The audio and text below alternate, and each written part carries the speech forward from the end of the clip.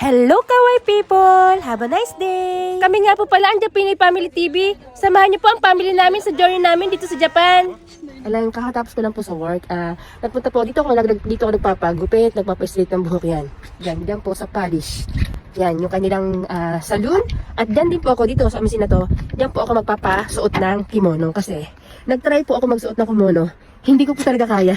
Sumakit po buong katawan ko. Ganun pala kahirap, no? Kaya nagpa-unigay na lang po ako o nagpa-suyo. Ang babayad na lang po ko siguro mga 5,000 yen. Mahal pa dun sa bili ko na sa kimono, diba? Para po mas maganda talaga yung pagkakasuot. Kasi syempre, graduation yun ni Ate Ray, dapat maayos yung itsura natin. Then, kasama na rin po doon sa 5,000. Alam ko 5,000, 6,000 yan eh. Yung ayos po ng buko, ayusin din po nila yung buko. Kaya, excited na po ako. Bukas na kasi ang graduation natin, Ray. Excited na po ako sa magiging itsura ko. Kaya, let's go! Kung nakita niyo po kanina, di ba, galing po ako doon sa saloon or doon sa shop na pagpapaayusan ko ng kimono. Pagkatapos mo noon, dumiretso na ako, sinundo ko si Baby A ko, sinundo namin si Kuya Kaiso. Hindi ko na pinakuha ng video kasi tingnan nyo, umuulan.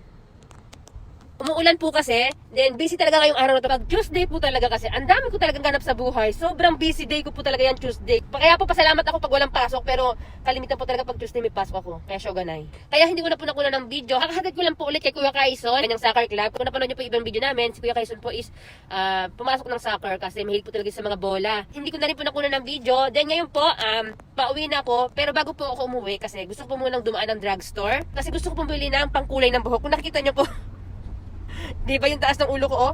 Itim na, parang tayong paknot nito kasi tingnan nyo yung nasa taas lang talaga itim. Di ba? Magkukulay po ako ng buhok. Bibili po ako ng pangkulay ng buhok sa drugstore. Eh, syempre, di ba? Ang ganda-ganda ng kimono mo. Pag ganun mo naman sa ulo mo, ang pangit tingnan. Kasi yung gitna, itim na itim, di ba? Kaya magkukulay po ako ng buhok ngayon. Samahan nyo po ako pumunta sa drugstore. Let's go! Dito na po ako sa drugstore. Hanap po tayo ng pangkulay ng buhok.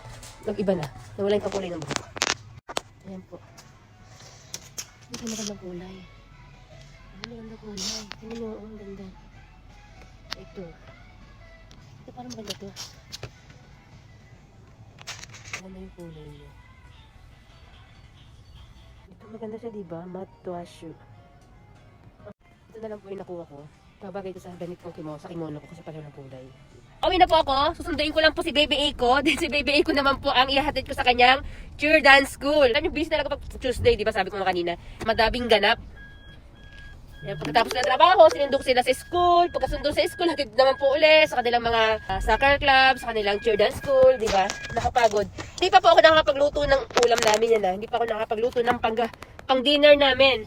Kaya mamadaling ko na lang. Ngayon, uwi muna ako. Ihatid ko naman po ngayon si Baby sa kanyang cheer dance school.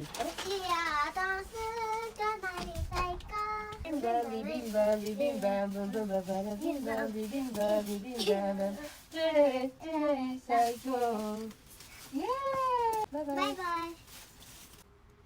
Nyan. Nyan. Mama, Teo.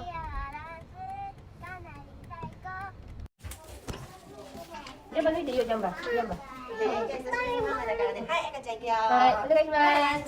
yan, dito po muna tayo sa gasoline stand. Kaya kung nakita nyo po, magpapagasolina po muna tayo kasi wala na po akong gasolina. Baka itirik na po ako, kaya po let's go. Kailangan pala muna buksan itong gasoline dito.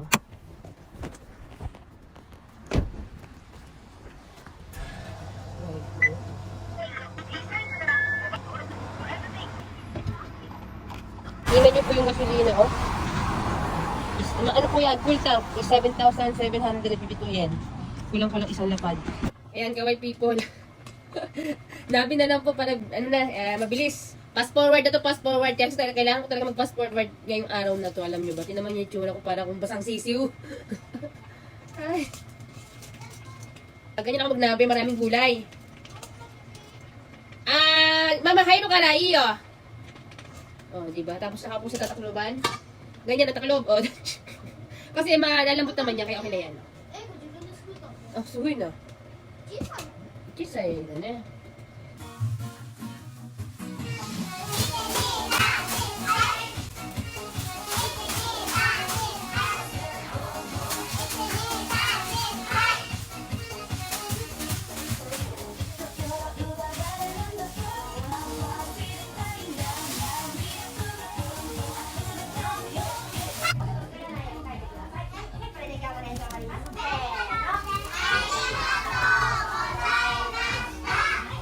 Ayan po, mga pagkain ng bata. Kaya saan Nabe? Pamutilo ka na. Ay, pamabahan. Pito pitiko. Okay, ayan po kami people. Kung nakikita nyo, yung buhok ko dito is black na. Kukulayan ko na po siya. Ito po ang before, at ito po ang after. Kung nakikita nyo po kami people, ito po yung binili natin kanina sa drugstore. Ito po yung gagamitin ko, matte to ash. Favorite ko po talaga itong color na to, yung matte to. Kasi medyo mag-green siya, na light, na gray. Basta matte to ash. Ito po lagi ang gusto kong kulay.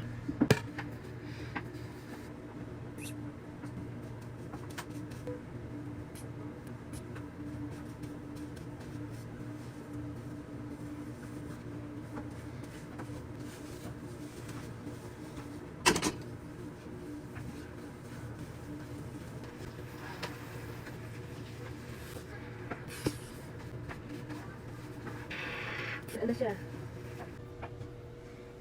Ito na po ang kinalabas na aking hair. Nawala na yung itim, di ba dito? At least nawala po yung itim. Ganyan na po yung kulay. O, di ba? Ganyan na po ang ganda. Ang ganda, grabe.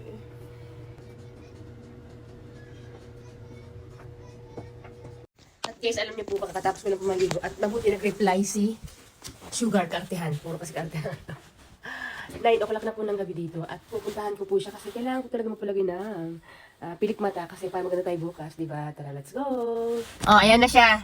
Busy-busy ha. Nalagyan daw niya ang pilik mata.